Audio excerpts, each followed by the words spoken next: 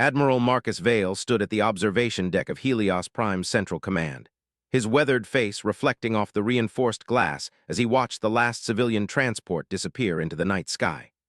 The colony's twin moons cast an ethereal glow over the sprawling metropolis below, its gleaming spires and modern architecture a testament to humanity's first successful deep space settlement.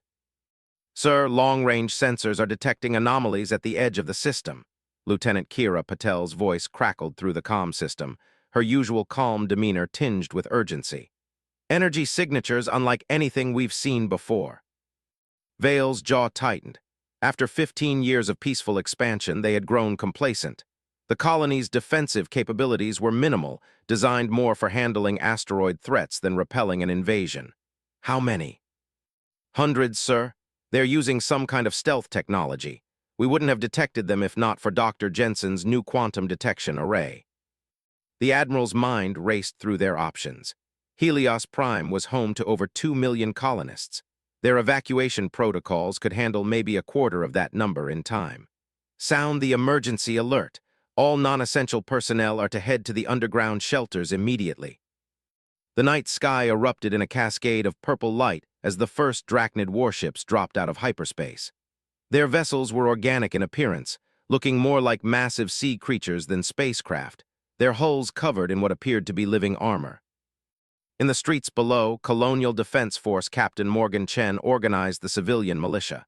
They had trained for this, though no one truly believed it would happen. "Everyone to your designated positions. Remember your training," he shouted, his voice carrying over the growing panic. The first wave of Drachnid dropships descended like falling stars, their entry vectors precise and coordinated. They hadn't fired a single shot yet. They didn't need to. The message was clear. Resistance would be futile. But the Drachnids had made a crucial mistake. They expected surrender. They expected fear. Instead, they found something else entirely. Dr. Elena Rodriguez, head of Helios Prime's engineering division, had already begun implementing Protocol Omega.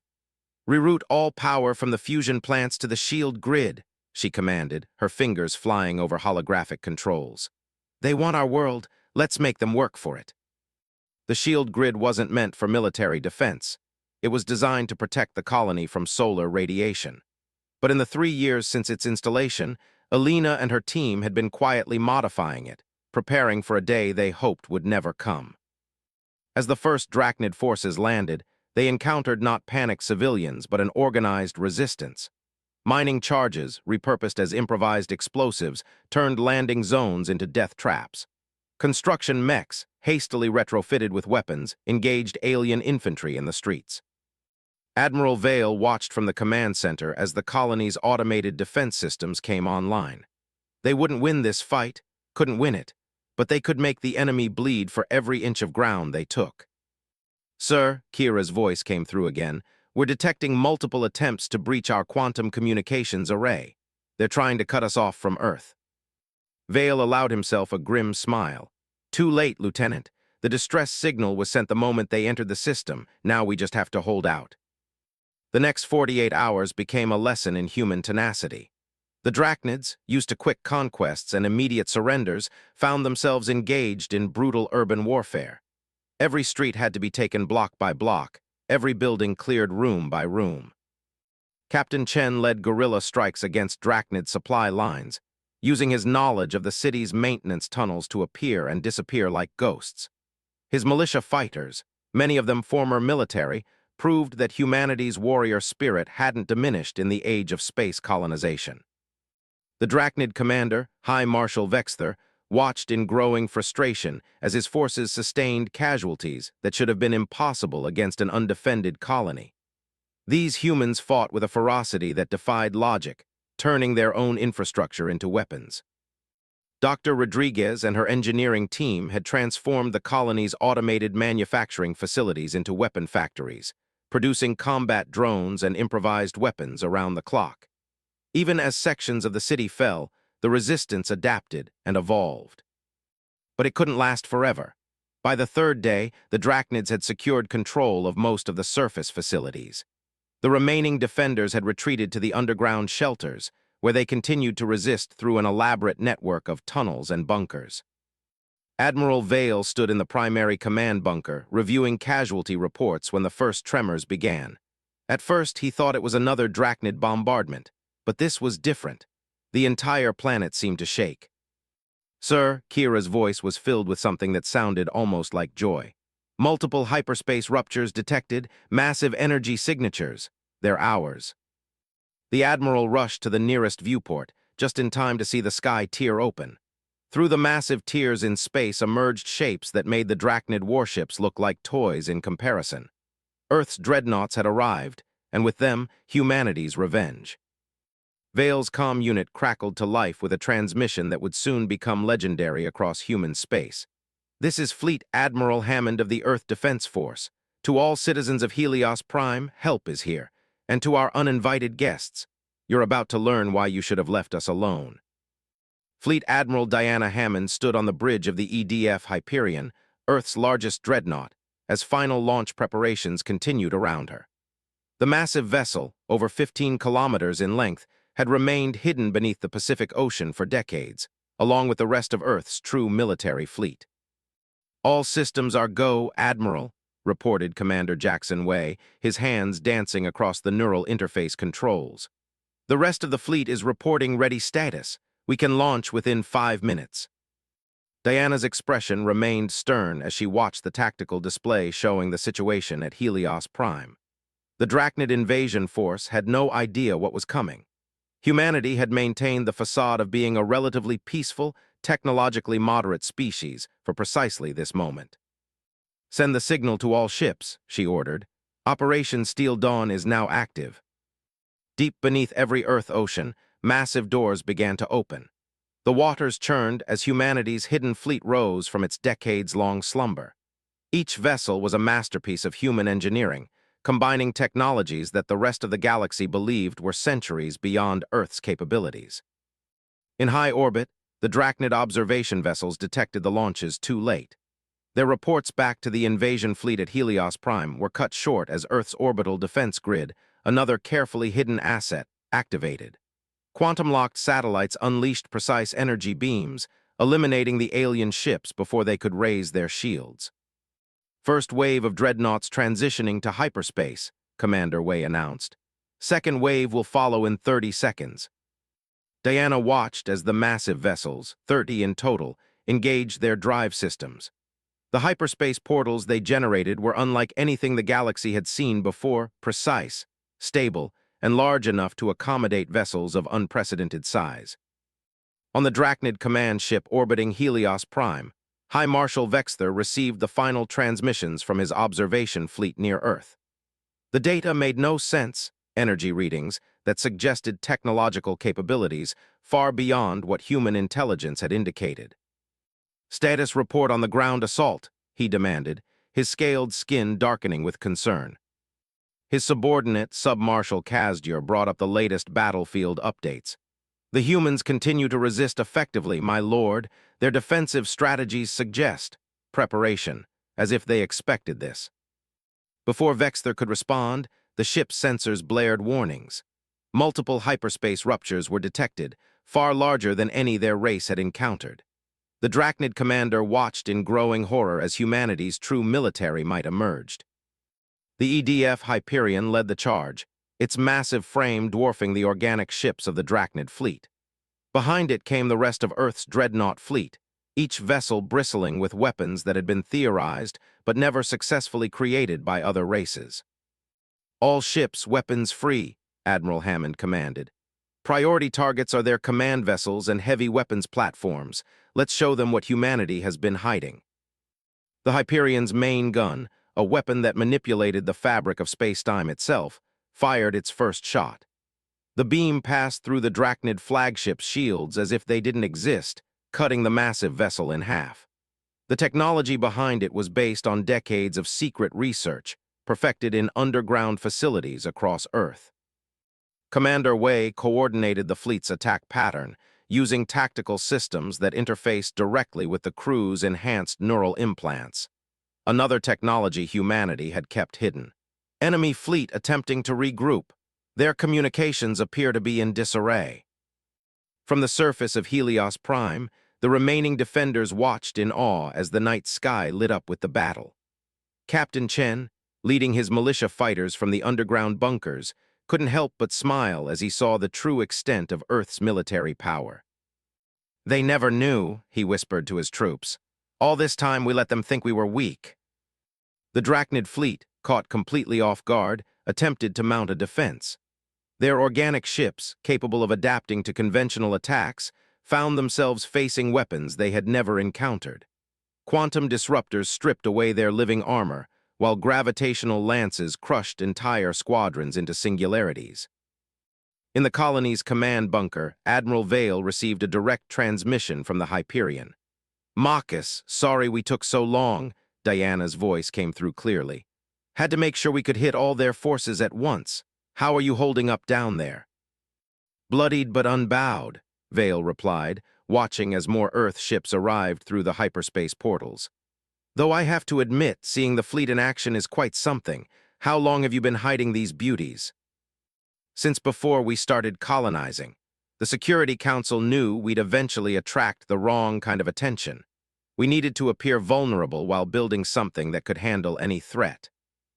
The battle in orbit continued, but its outcome was never in doubt.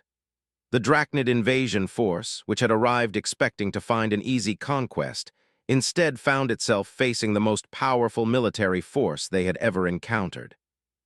High Marshal Vextha, watching his fleet being systematically destroyed, finally understood the true magnitude of his error. The humans hadn't been technologically primitive, they had been patient. They hadn't been defenseless, they had been waiting. "Send the surrender signal," he ordered, his pride shattered. "Before there's nothing left of us to surrender." But Admiral Hammond had different plans. The Hyperion's sensors had already detected multiple Drachnid vessels attempting to power up their faster-than-light drives. "No escape," she commanded. "Not a single ship leaves this system. The galaxy needs to understand what happens when you attack humanity." The battle that followed would be remembered for generations, as the moment humanity revealed its true face to the galaxy. The Drachnid invasion force, once considered one of the most powerful fleets in known space, was reduced to debris orbiting Helios Prime. As the last enemy ship fell silent, Admiral Hammond opened a channel to all Earth forces. "Phase 1 is complete.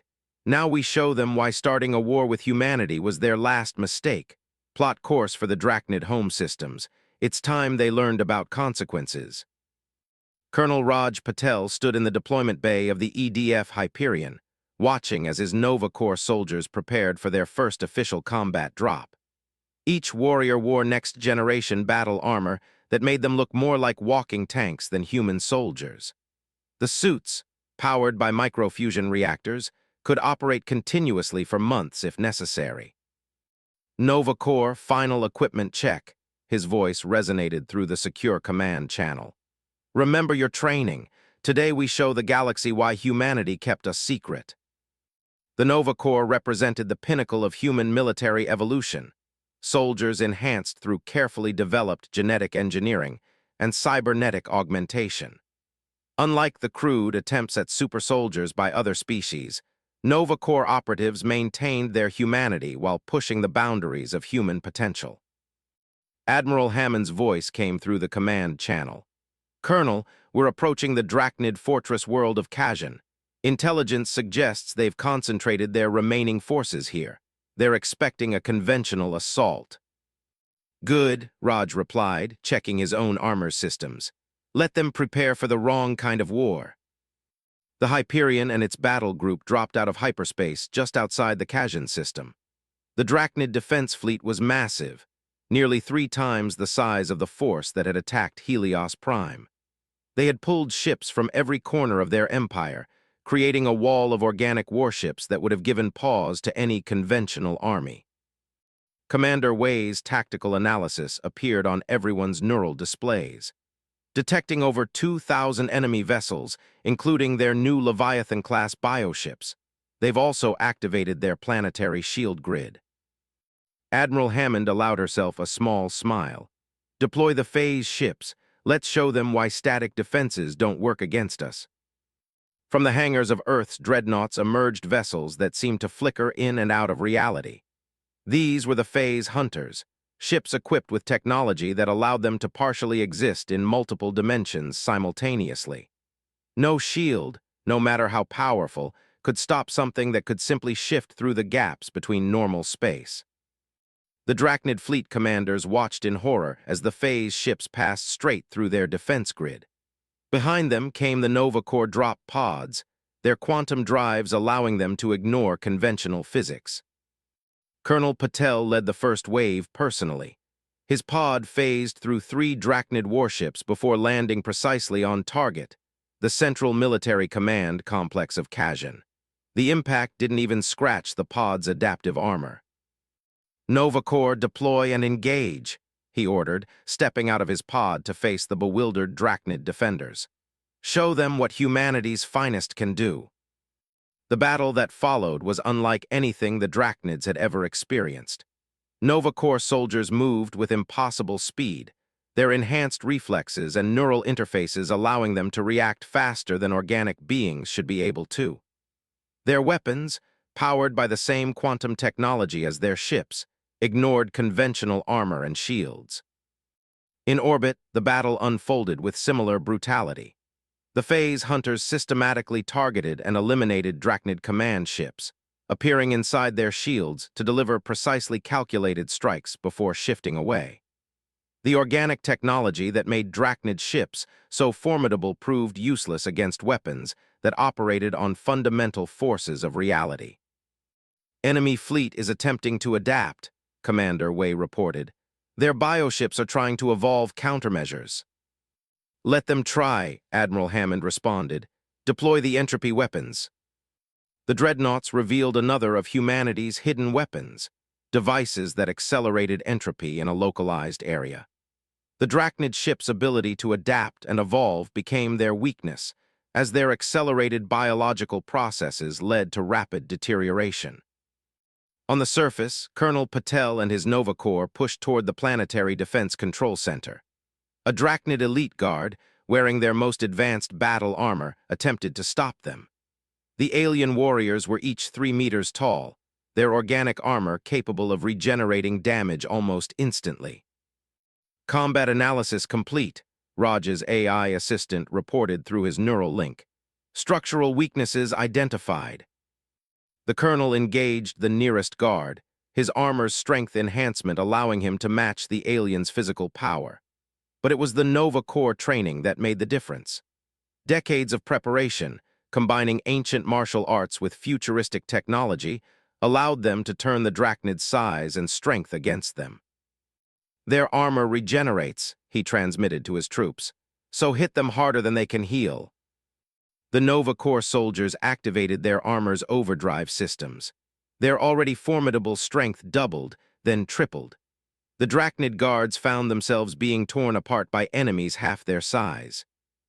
In the command center, the Drachnid Supreme Commander watched the battle with growing despair. Their most powerful weapons were being countered, their strongest warriors were falling, and their impregnable fortress world was being systematically dismantled. "How," he demanded of his advisors, "how did we not know they had this capability?" The answer came in the form of Colonel Patel himself, crashing through the reinforced doors of the command center. "Because," he said, his armor's speakers translating his words into perfect Drachnid, "we're very good at keeping secrets." The battle for Khajiit lasted less than 6 hours. When it was over, the fortress world that had never fallen in 10,000 years of Drachnid history had been completely secured. The Nova Corps had suffered 0 casualties. Admiral Hammond received the victory confirmation from Colonel Patel with satisfaction. "Well done, Colonel. Prepare your forces for the next phase. We're not just going to defeat the Drachnid Empire, we're going to make sure no one ever thinks about attacking humanity again." As the Nova Corps secured their prisoners and established control over Khajiit's defense systems, the message spread quickly through the galaxy. Humanity hadn't just developed in secret. They had surpassed every other known species in military technology, and they were just getting started. "Send word to Earth," Hammond commanded. Operation Steel Dawn is proceeding as planned. The Drachnids thought they were starting a war. Instead, they've triggered their own extinction event. The Drachnid Imperial Palace on their homeworld of Velkara trembled as another distant explosion lit up the night sky. Emperor Nakther, once the most powerful being in 3 spiral arms of the galaxy, watched through reinforced windows as his empire literally crumbled before his eyes. My Emperor, High General Dexvac knelt before the throne, his scales pale with fear. The humans, they've taken the Crimson Gate, the 4th Fleet is gone. The Crimson Gate had been the pride of Drachnid military engineering, a massive space station complex that could destroy entire fleets. It had fallen in less than an hour to a single human dreadnought. In orbit above Velkara, Admiral Hammond coordinated the final phase of Operation Steel Dawn from the Hyperion's command center. "Status report on the remaining Drachnid military assets," she ordered. Commander Wei's holographic display showed a galaxy map with rapidly diminishing red dots representing Drachnid forces.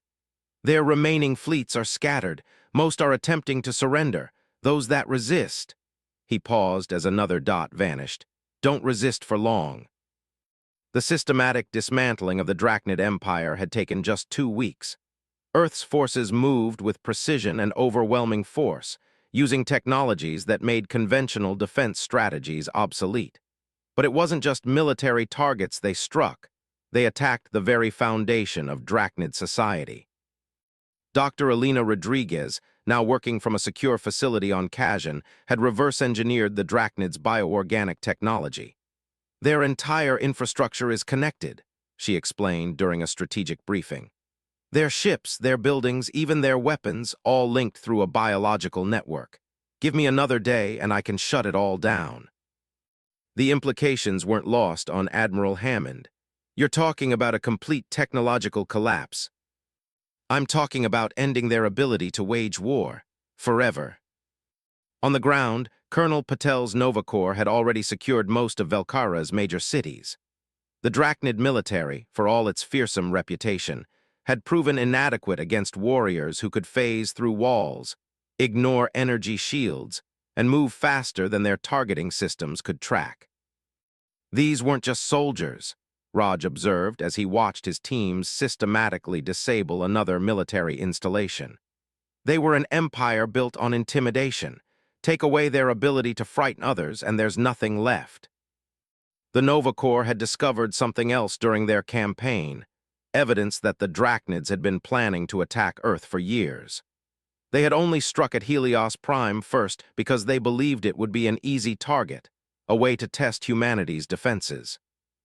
"Send this data to Admiral Hammond," Raj ordered as his teams uncovered more invasion plans. "The galaxy needs to understand why we're being so thorough." In orbit, Diana received the intelligence with grim satisfaction. She opened a channel to all Earth forces. "The evidence is clear. The Drachnids weren't just opportunistic attackers, they were planning a systematic campaign of conquest against humanity. Remember that as we finish this." The Hyperion's weapons systems powered up, targeting key points across the Drachnid homeworld. These weren't conventional weapons. They were designed to sever the biological connections that made Drachnid technology possible. Emperor Nakther felt it the moment the strikes began. Across his world, across his empire, the biological network that had made his species dominant began to break down. Ships lost power, weapons systems failed, and the very buildings they lived in began to die. "What have you done?" he demanded when Colonel Patel's team finally reached the throne room. "You've killed us all." Raj's response was cold but precise. "No, we've devolved you. Your species will survive, but your empire, your technology, your ability to threaten others, that's all gone. Welcome to technological prehistory." Admiral Hammond watched from orbit as the last remnants of Drachnid resistance faded. Earth's response to their invasion hadn't just been about victory, it had been about sending a message to the galaxy. Dr. Rodriguez's voice came through on a secure channel. "The biological network is completely offline. Even if they manage to preserve some of their technical knowledge without the network, they can't rebuild. Not for thousands of years, at least." The victory was total, but it had revealed something else to the watching galaxy. Humanity hadn't just been hiding its military capability. It had been advancing in secret, developing technologies that other species had thought impossible.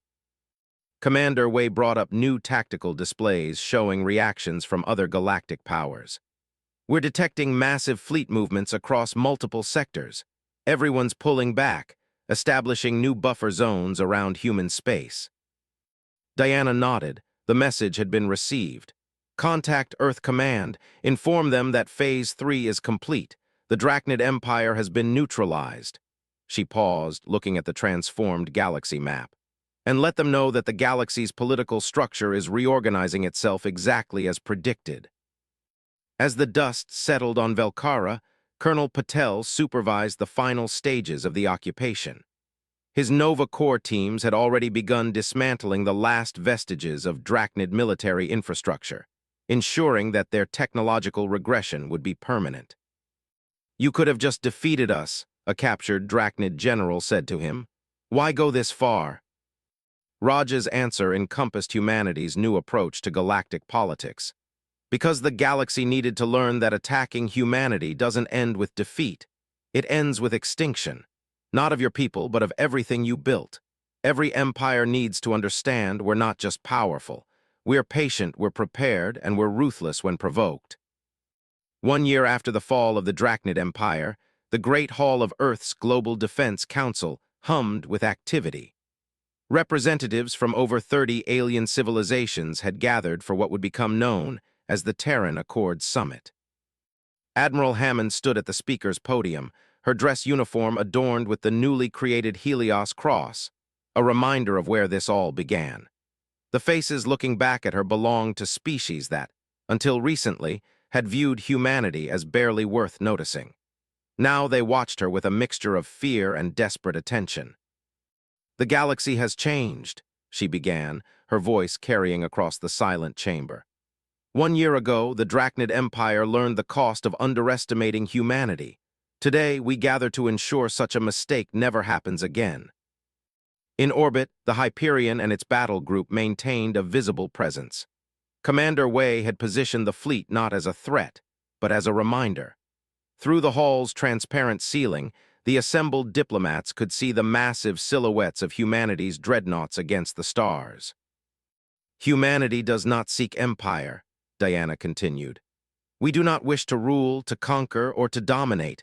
What we require is understanding. Understanding that we will no longer tolerate aggression against our species or our allies." Dr. Rodriguez, now heading Earth's Advanced Technology Division, sat among the human delegation. The past year had seen her team make even more breakthroughs, reverse engineering and improving upon captured Drachnid technology.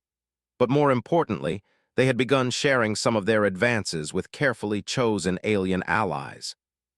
The Nova Corps, under Colonel Patel's command, had transformed into something more than a military unit. They had become symbols, living proof of humanity's capability to evolve and advance beyond what other species thought possible. Raj stood at attention near the hall's entrance, his presence alone enough to keep the atmosphere respectful. "The Terran Accord is not just a peace treaty," Admiral Hammond explained as holographic displays showed the document's key points. "It is a framework for a new galactic order, one based on cooperation and mutual respect, backed by the understanding that humanity will enforce its terms." The terms were straightforward but revolutionary. Earth would share some of its technological advances with peaceful civilizations. Trade routes would be protected by human warships. Disputes between member species would be arbitrated by Earth-appointed mediators. In return, all signatories pledged to respect human territory and interests. From his position, Raj could see the mix of emotions on alien faces. Some showed relief, smaller species that had lived in fear of powers like the Drachnids. Others displayed barely. Concealed resentment, former powers now forced to accept human dominance. But all of them understood the reality of their situation. A Centaurian diplomat, their crystalline form shimmering in the light, raised a question. "And if we choose not to sign?" Admiral Hammond's response was measured but clear. "Earth respects the sovereignty of all species. You are free to decline, but understand that non-signatories will not benefit from human protection or technological exchange. In a galaxy where the strong have traditionally preyed upon the weak, consider carefully where that leaves you. The implications weren't lost on anyone. Humanity had created a new paradigm, not through conquest, but through demonstrated consequence. The complete dismantling of the Drachnid Empire stood as a stark reminder of what happened to those who chose conflict over cooperation. Dr. Rodriguez's team had already begun working with scientists from friendly species, showing them advances in medical technology, clean energy, and space travel. But the most advanced human technologies, the quantum weapons, the phase drive, the Nova Core augmentations, remained strictly controlled. We offer advancement, Diana continued, but we will never offer the means to threaten Earth or its allies. The galaxy has seen what we can do. More importantly, it has seen what we have kept hidden. Consider carefully what else humanity might have developed that you haven't seen yet. The signing ceremony that followed was broadcast across known space.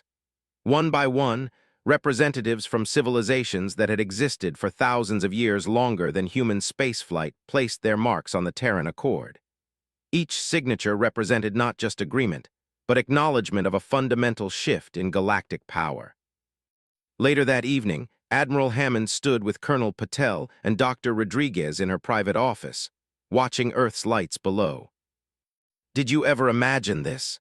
Elena asked, holding a glass of champagne. "When we were building the fleet in secret, preparing for a war we hoped would never come." Diana shook her head. "We prepared for survival. What we've achieved is something more. We've created peace through capability rather than conquest." Raj looked out at the stars, thinking of the battles fought and the message sent. The Drachnids thought they found an easy target. Instead, they awakened a sleeping giant. The galaxy will never be the same. "No," Hammond agreed, "it won't. But perhaps that's what was needed. A reminder that appearances can be deceiving, that patience can be more powerful than aggression, and that humanity," she smiled, "humanity was never just another young species finding its way among the stars." As news of the Terran Accord spread across the galaxy, its implications became clear. The age of predatory empires was over. Humanity had emerged not just as a military power, but as an architect of a new galactic order. They had proven themselves not just capable of defending their territory, but of reshaping the very nature of interstellar relations. The former Drachnid worlds, now reduced to pre-industrial civilization, served as a constant reminder. Their story was taught in schools across 1,000 worlds. The empire that dared to strike humanity, not knowing they were attacking not just a species, but the galaxy's newly awakened guardians. Admiral Hammond's final words to the Assembly that day would be recorded in histories across the galaxy. "Let this be the beginning of a new era, one where strength serves peace, where technology advances all, and where the galaxy finally understands that humanity's greatest weapon was never our ships or our soldiers. It was our patience. We waited, we prepared, and when challenged, we showed the galaxy exactly who we are. Welcome to the Terran Age."